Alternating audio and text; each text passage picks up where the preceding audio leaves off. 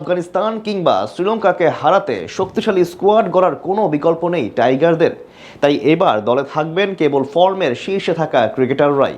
আর সেক্ষেত্রে শেষমেশ কারা থাকবেন স্কোয়াডে, এ নিয়ে শেষ নেই জল্পনা কল্পনার। এশিয়ার শ্রেষ্ঠত্ব অর্জনের মিশনে সব মিলিয়ে যেমন হতে পারে টাইগারদের চূড়ান্ত স্কোয়াড, এই নিয়ে জানবো রিপোর্টে। আর মাত্র মাসখানেকের ব্যবধানেই পর্দা উঠতে যাচ্ছে এবারের এশিয়া কাপের। এদিকে আসন্ন এই আসরটিতে গ্রুপ বি তে অবস্থান করছে টিম টাইগার্স, যেখানে তাদের প্রতিপক্ষ শ্রীলঙ্কা কিংবা আফগানিস্তানের মতো শক্তিশালী দেশগুলো, যারা টি-20 র্যাঙ্কিং এও বাংলাদেশের চেয়ে অনেক এগিয়ে। তাই এশিয়ান ক্রিকেটের শিরোপা পাওয়ার পথটা এবারও টাইগারদের জন্য অতটা সহজ হবে না বললেই চলে। ফলে কঠিন এই বাধা দূর করে জয় আদায়ের লক্ষ্যে শক্তিশালী স্কোয়াড গড়ার কোনো বিকল্প নেই টাইগারদের কাছে। সেক্ষেত্রে শেষমেশ কারা থাকবেন নির্বাচকদের নজরে, এ নিয়ে চারদিকে চলছে চুলচেরা বিশ্লেষণ।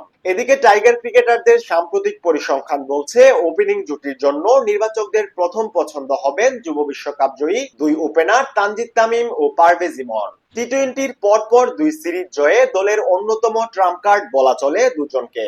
তাদের ভয়ডরহীন টি-20 সুলভ আক্রমণাত্মক ব্যাটিং এর সুবাদে সংক্ষিপ্ত ফরম্যাটে এবছর সর্বোচ্চ ছক্কার রেকর্ডও গড়েছে টাইগাররা। আসন্ন এশিয়া কাপেও এই দুই ওপেনারের উপরই আরো একবার আস্থা রাখতে পারে নির্বাচকেরা। তবে ব্যাকআপ ওপেনার হিসেবে কে থাকবেন স্কোয়াডে, এটি এখন সবচেয়ে বড় চিন্তার কারণ। কেননা সবশেষ দুই সিরিজে সুযোগ পেয়েও নিজের সক্ষমতা প্রমাণে ব্যর্থ হয়েছেন ওপেনার নাইম শেখ। তাই এশিয়া কাপের স্কোয়াড থেকে তার বাদ পড়া একেবারে নিশ্চিতই বলা চলে। তার পরিবর্তে এবার স্কোয়াডে দেখা যেতে পারে টাইগারদের আরেক ওপেনার সৌম্য সরকারকে।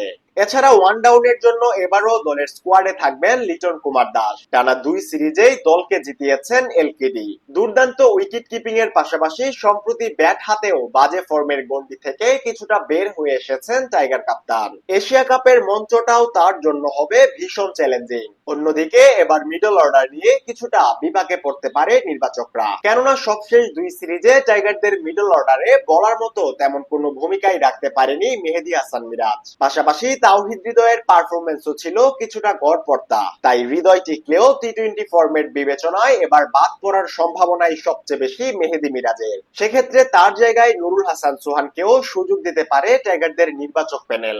এদিকে মিডল অর্ডারের গুরুত্বপূর্ণ দুই ট্রাম্প কার্ড হিসেবে স্কোয়াডে থাকবেন জাকের আলী অনিক ও শামীম হোসেন পাটোয়ারি। শামীমের হার্ড হিটিং এর সাথে জাকেরের আগ্রাসী ব্যাটিং শক্তি বাড়াবে দলের। স্পিন ইউনিটের নেতৃত্বে থাকবেন সহ অধিনায়ক শেখ মাহেদী। তার সাথে আরো দুই স্পিনার হিসেবে দেখা যেতে পারে নাসুম আহমেদ ও লেগ স্পিনার রিশাদ হোসেনকে। অন্যদিকে দলের পেস ইউনিটের মূল দায়িত্বে থাকবে কাটার মাস্টার মুস্তাফিজুর রহমান। তার সাথে স্কোয়াডে থাকবেন দেশসেরা পেসার তাসকিন আহমেদ। 3 নম্বর পেসার হিসেবে দেখা যেতে পারে দুর্দান্ত ছন্দে থাকা তানজিম সাকিবকে। এর বাইরে বোলিং অলরাউন্ডার সাইফুদ্দিন এবং শরীফুলের মধ্য থেকে যে কোনো একজনকে দলে নিতে পারে টাইগারদের টিম ম্যানেজমেন্ট।